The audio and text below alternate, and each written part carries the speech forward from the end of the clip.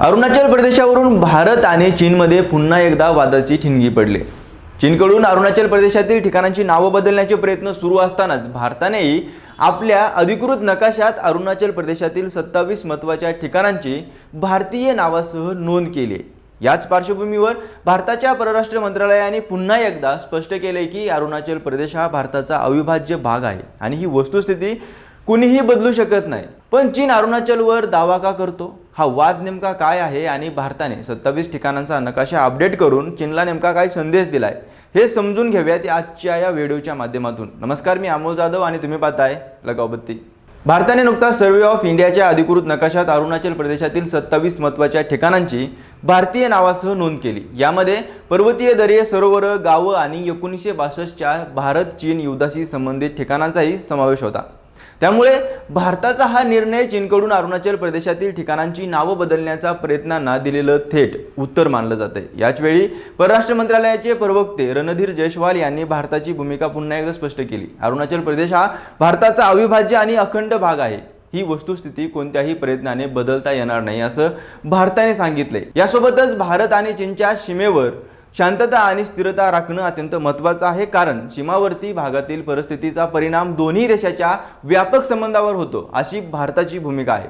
पण चीन अरुणाचल प्रदेशावर दावा का करतो हे समजून घेण्यासाठी भारत चीन सीमावादाचा इतिहास थोडक्यात समजून घ्यावा लागेल।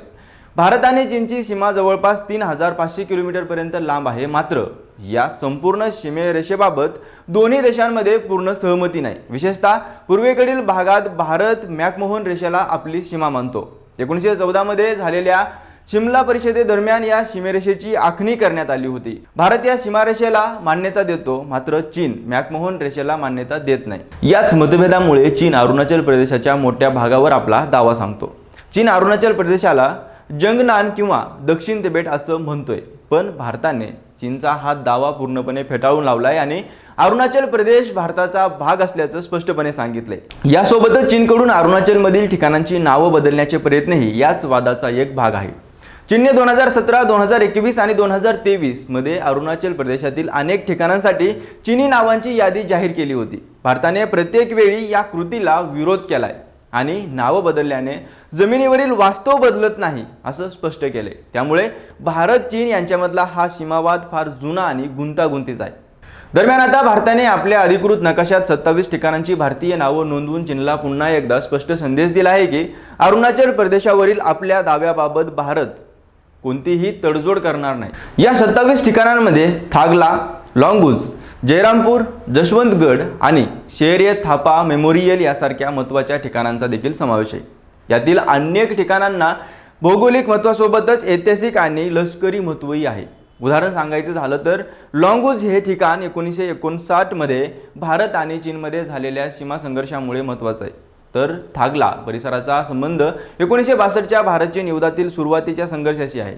जसवंतगड हे 1962च्या युद्धातील भारतीय सैनिकांच्या शौर्याची आठवण करून देणारं ठिकाण आहे, तर शेर थापा मेमोरियल हे त्या युद्धात शौर्य दाखवणाऱ्या भारतीय जवानांच्या स्मृतीशी जोडलेलं आहे। यावरून एक गोष्ट स्पष्ट होते की भारताने नकाशात समाविष्ट केलेली ही ठिकाणं निव्वळ काही गावं किंवा डोंगर नाहीये, तर त्यातील अनेक ठिकाणं भारताच्या सीमा इतिहासाशी आणि सुरक्षेशी जोडलेली आहेत। आता या संपूर्ण वादात तवांग हा भागी खूप महत्त्वाचा आहे। तवांगला तिबेटी बौद्ध धर्माच्या दृष्टीने मोठं महत्त्व आहे। 6वे दलाई लामा यांचा जन्म तवांग परिसरात झाला होता, त्यामुळे तवांगचा धार्मिक आणि ऐतिहासिक संदर्भ चीनसाठीही महत्त्वाचा आहे। भारतासाठी मात्र तवांग हा ईशान्य सीमेच्या सुरक्षेच्या दृष्टीने अत्यंत संवेदनशील भाग आहे। म्हणून चीनचा अरुणाचल प्रदेशावरील दावा केवळ जमिनीच्या तुकड्यापुरता मर्यादित नाहीये, त्यामागे तिबेट, धार्मिक इतिहास, सामरिक स्थान आणि भारत चीन सीमेवरील नियंत्रण असे अनेक मुद्दे आहेत। या वादाचा सर्वात मोठा आणि महत्त्वाचा टप्पा म्हणजे 1962चं भारत चीन युद्ध।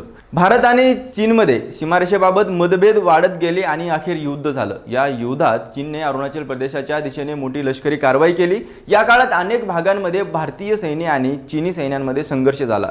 युद्ध संपल्यानंतर परिस्थिती बदलली, मात्र सीमावादाचा अंतिम तोडगा निघाला नाही। आजही भारत आणि चीनमध्ये LAC म्हणजेच लाईन ऑफ ॲक्च्युअल कंट्रोलवर अनेक ठिकाणी सीमारेषेबाबत मतभेद आहेत। त्यामुळे सीमावर्ती भागात शांतता आणि स्थिरता राखणं अत्यंत महत्त्वाचं आहे।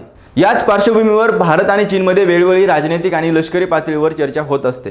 अलीकडेच भारत चीन सीमाविषयक WMMC म्हणजेच working mechanism for consultation and कोऑर्डिनेशनची 36वी बैठक झाली। या बैठकीत LAC वरील परिस्थितीचा आढावा घेण्यात आला आणि सीमावर्ती भागात शांतता आणि स्थिरता राखण्यावर चर्चा झाली। म्हणजेच एकीकडे दोन्ही देशांमध्ये संवाद सुरू आहे तर दुसरीकडे दोन्ही देश आपल्या सीमाविषयक भूमिकावर ठाम आहेत।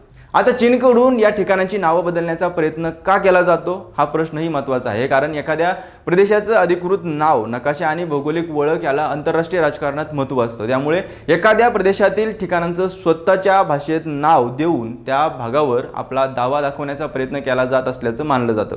भारताने आता 27 ठिकाणांची नावं अधिकृत नकाशात भारतीय नावासह नोंदवून याला प्रत्युत्तर दिलं आहे। हा निर्णय म्हणजे केवळ नकाशा अपडेट करणं नाहीये, तर अरुणाचल प्रदेशावरील भारताचा प्रशासकीय आणि सार्वभौम अधिकार पुन्हा अधोरेखित करणं असंही पाहिलं जात आहे। आणखी एक महत्त्वाची गोष्ट म्हणजे भारत आणि चीनमध्ये सध्या संवाद सुरू असला तरी सीमा प्रश्नाचा अंतिम तोडगा अजूनही झालेला नाहीये। त्यामुळे भविष्यात अशा प्रकारचे नावाचे वाद पुन्हा समोर येण्याची शक्यता आहे। भारत मात्र प्रत्येक वेळी अरुणाचल प्रदेशाबाबत आपली भूमिका स्पष्ट करत आला आहे। म्हणूनच अरुणाचल प्रदेशाचा वाद हा फक्त चीनने नाव बदललं आणि भारताने विरोध केला एवढा विषय नाहीये। हा वाद इतिहास, मॅकमोहन रेषा, तिबेट तवांग, 1962चं युद्ध, LAC, सीमा सुरक्षा आणि दोन्ही देशांच्या सार्वभौम दाव्यांशी जोडलेला आहे। आणि म्हणूनच भारताने 27 ठिकाणांची भारतीय नावं अधिकृत नकाशात दाखवणं हा चीनसाठी एक स्पष्ट संदेश मानला जात आहे। सीमेवर संवाद सुरू ठेवला जाईल, शांततेसाठी प्रयत्न केले जातील, पण अरुणाचल प्रदेश भारताचा भाग आहे या भूमिकेवर भारत कोणतीही तडजोड करणार नाही। भारताच्या भूमिकेबद्दल तुम्हाला काय वाटतं? तुमचं मत कमेंटमध्ये नक्कीच सांगा आणि आपल्या लगाव बत्ती या YouTube चॅनलला नक्की सबस्क्राईब करा।